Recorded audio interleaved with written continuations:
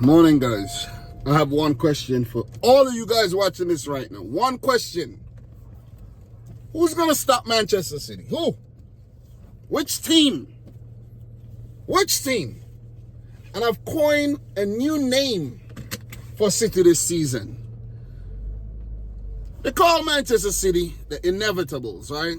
Because inevitably, they'll end up winning the title, regardless to how long Arsenal spend on top of the table. All season? You know what I'm saying? The new name is the Unstoppables. Who's going to stop City?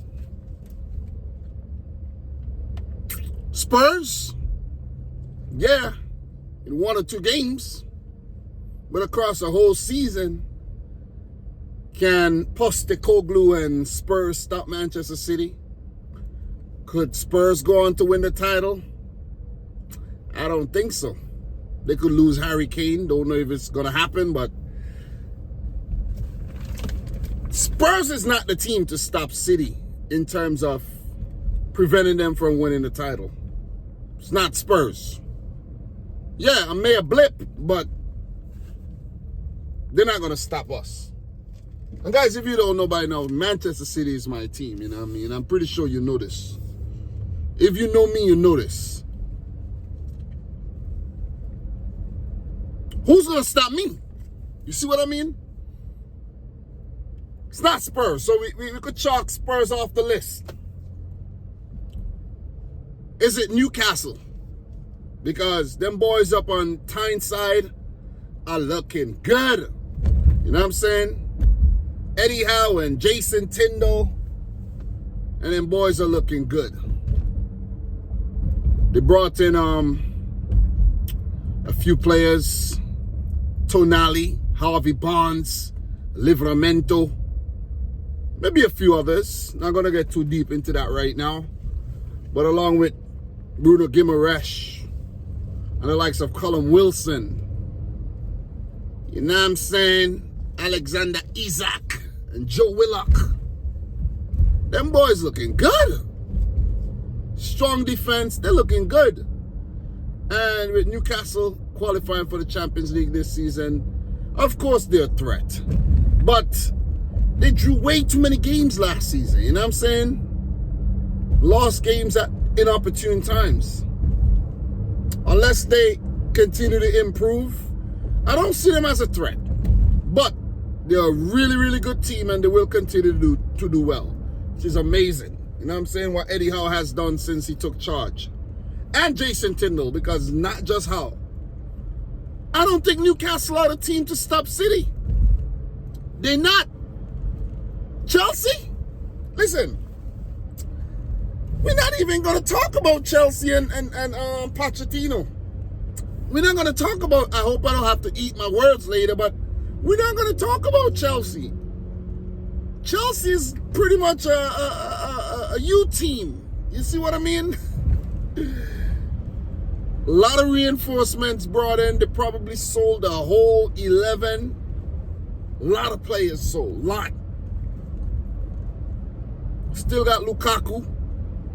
Don't think he's part of the plans, but we shall see. But Koulibaly, Pulisic, Mendy, who was touted as one of the best goalkeepers in the world a season or 2 ago, and now he's gone. Woo! It's not Chelsea, guys. It's not Chelsea. It's not going to be Chelsea. They're not stable right now. They're transitioning. It's not Chelsea. Too many young players, in my opinion. They don't have enough of a backbone to challenge City. At least across a long period of time. It's not Chelsea. So we've chalked off Chelsea, we chalked off Tottenham, we chalked off Newcastle.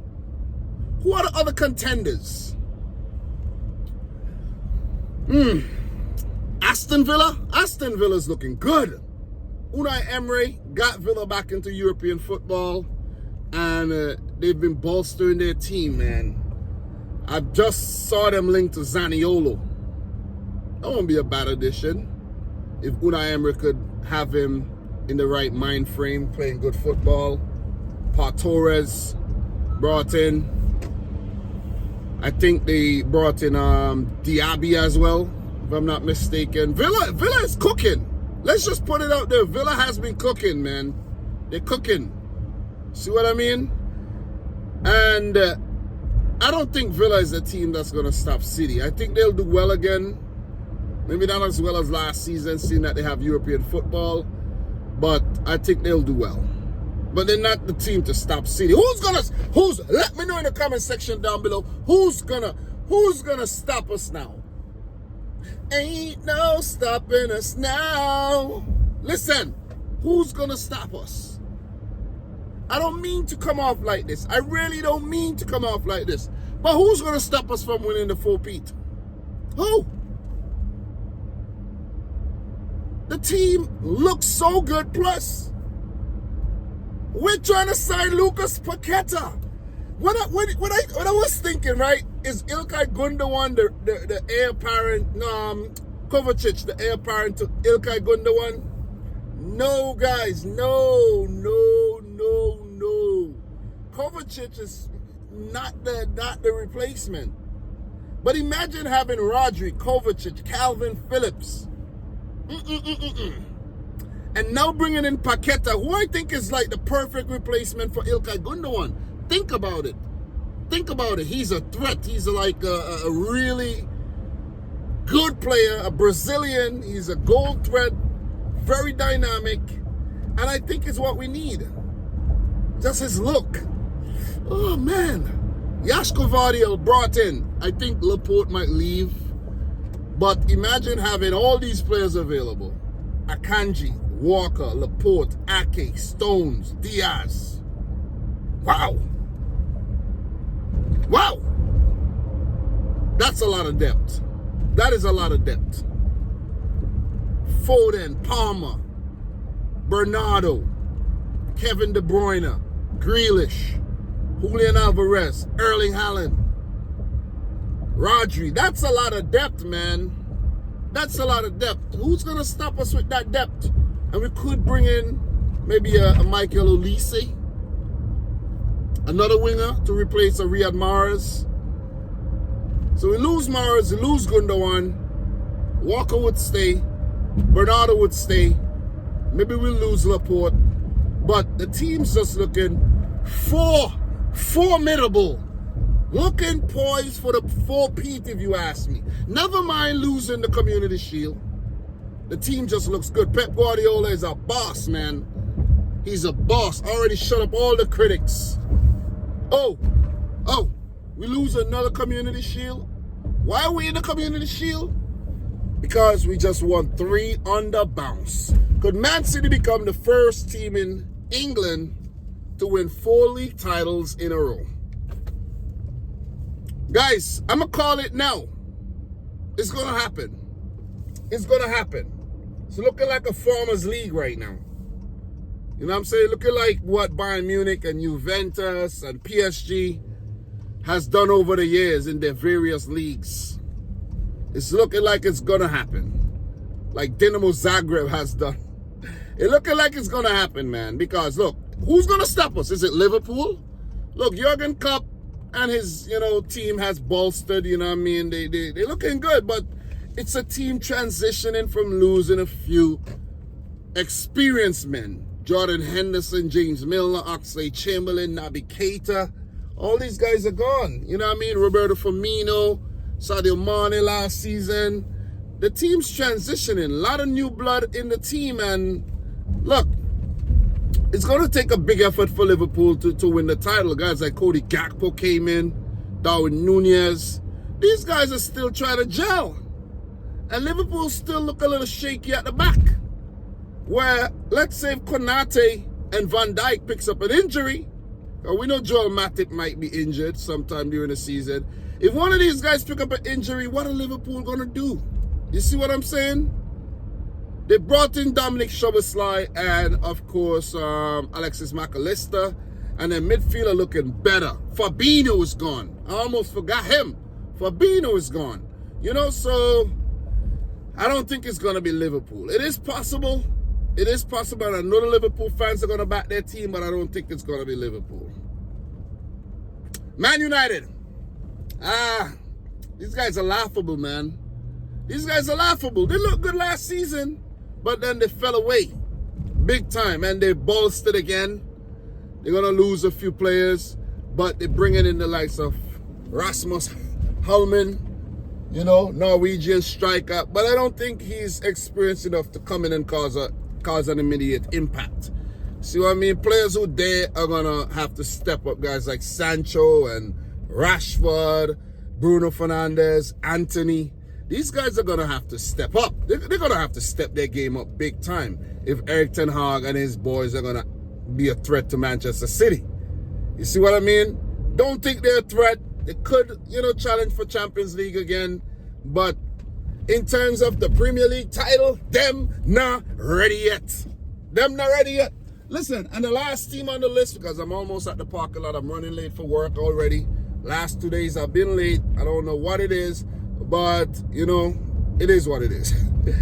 Oh, man. They're probably like, where the hell is this guy? But look, Arsenal. Never mind Arsenal winning the Community Shield.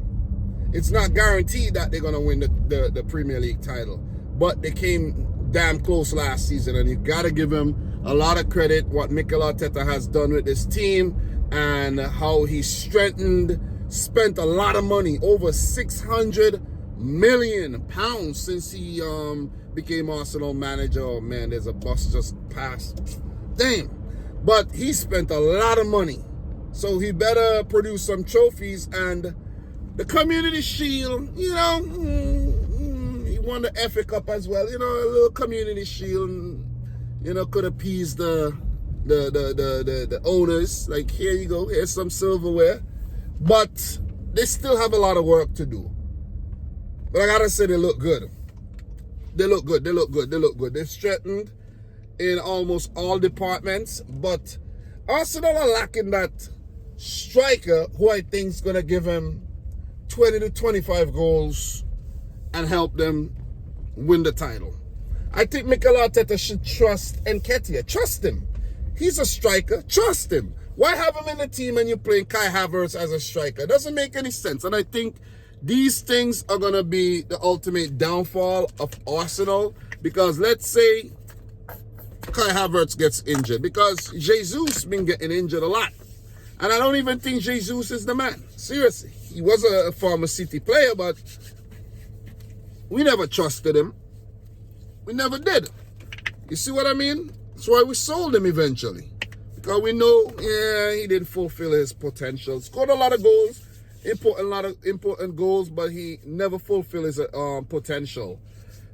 But Arsenal, Urian Timber, David Raya, you know, you guys got the likes of William Saliba, you know, Gabriel, backline looking good, I have to say. Midfield and Declan Rice brought in. They're looking good, man. Not gonna lie. Not gonna lie. Odegaard doing his thing, Saka doing his thing, Martinelli doing his thing. They're looking good. Trossard doing his thing, but guys, are they gonna be consistent enough?